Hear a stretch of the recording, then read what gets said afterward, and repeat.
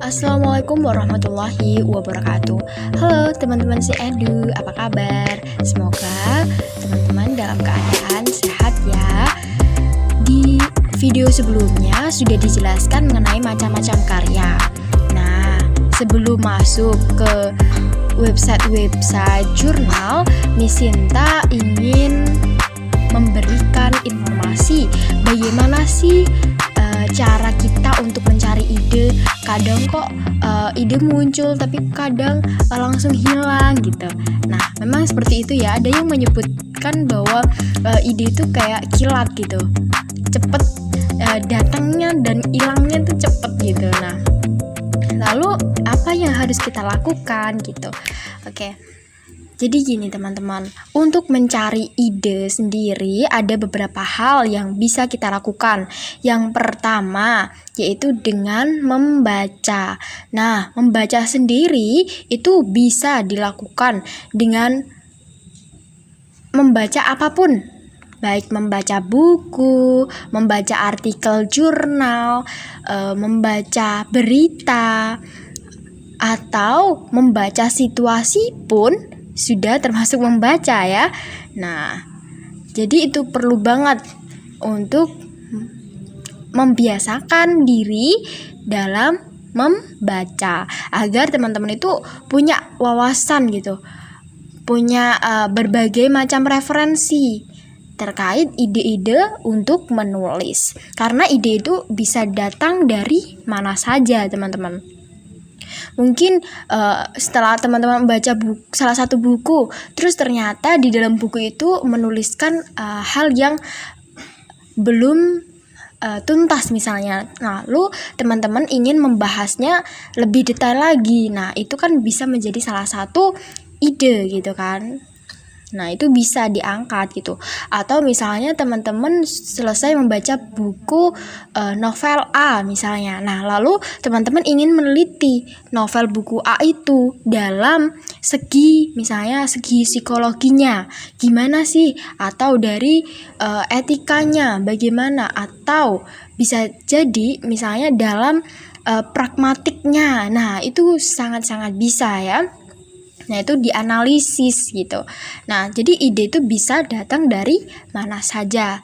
Salah satunya yaitu membaca. Oke, lalu selanjutnya, selain membaca, ide juga bisa datang dari diskusi. Jadi teman-teman perbanyak aktivitas diskusi ya, baik diskusi secara offline maupun secara online gitu ya.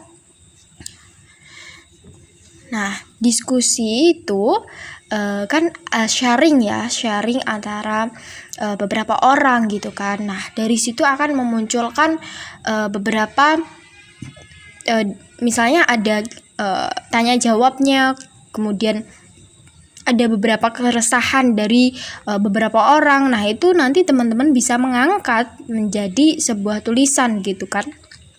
Karena kan tulisan juga berawal dari sebuah problem. Nah, ketika diskusi juga biasanya kan juga ada suatu problem yang didiskusikan gitu kan. Nah, itu bisa menjadi salah satu sumber ide, yaitu diskusi itu tadi ya.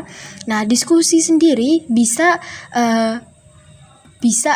berbagai macam ya, diskusi dengan teman, diskusi dengan dosen, diskusi dengan keluarga, atau diskusi dengan siapapun itu bisa menjadi sumber ide. Atau misalnya nih teman-teman sedang gojek misalnya, gojek online misalnya. Nah, terus di selama perjalanan teman-teman itu diajak ngobrol gitu, jadi sumber tulisan.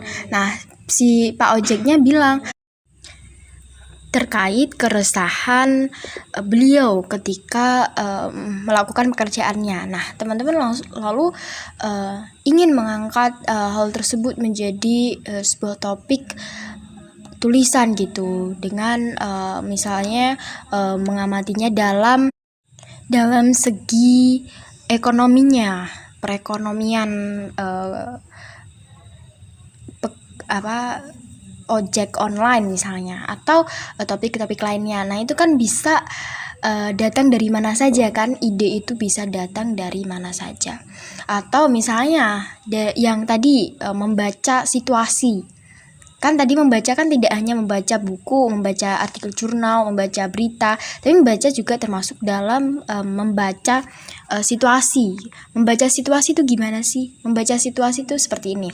Misalnya teman-teman itu di lingkungannya, misalnya ada yang berhasil membudidayakan maggot untuk mengurangi sampah di lingkungan desanya misalnya. Nah, itu kan sebuah ide yang menarik gitu kan.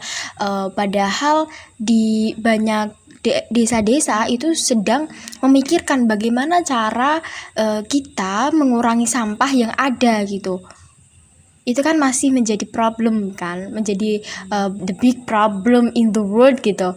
Nah, sedangkan di desa teman-teman sudah berhasil mengolah sampah tersebut menjadi makanan dari maggot tersebut gitu, dan maggot tersebut bisa menjadi pupuk atau yang lainnya gitu kan. Nah, itu kan sebuah ide brilian gitu. Nah, teman-teman bisa mengangkatnya menjadi sebuah tulisan gitu. Nah, jadi sekali lagi, ide bisa datang dari mana saja. Terus apa yang harus kita lakukan gitu, karena ide itu datangnya seperti kilat gitu, cepet banget datang dan hilang pun cepet gitu kan. Nah, makanya ada yang bilang gini, kalau teman-teman ke WC pun harus bawa note gitu. Ada yang bilang seperti itu. Maksudnya apa? Karena kan ide kan bisa datang dari mana saja ya. Bisa jadi kalau misalnya teman-teman sedang di toilet, terus tiba-tiba teman-teman kepikiran gitu, aku mau nulis ini misalnya. Nah, jadi teman-teman bisa nulis cepet gitu di note-nya gitu kan. Jadi ya gitu. Memang ide itu cepet datang dan hilangnya. Jadi kita perlu menyiapkan memori. Nah, kalau misalnya memori kita simpan hanya di otak tapi hilang gitu, cepat hilangnya, maka kita perlu untuk menuliskannya dalam notesnya bisa dalam buku atau dalam handphone kayak gitu. Nah, terus ada yang tanya, nah kalau saya tuh susah nulis itu gimana misalnya. Nah memang ada beberapa karakteristik orang gitu ya. Ada yang suka berbicara tapi susah untuk menulis. Ada yang mudah untuk menulis tapi susah untuk berbicara. Nah, terus untuk solusi dari yang misalnya mudah berbicara tapi susah menulis, itu solusinya adalah teman-teman bisa merecord ide-ide teman-teman dalam recording. Jadi teman-teman bisa memanfaatkan recording di HP teman-teman.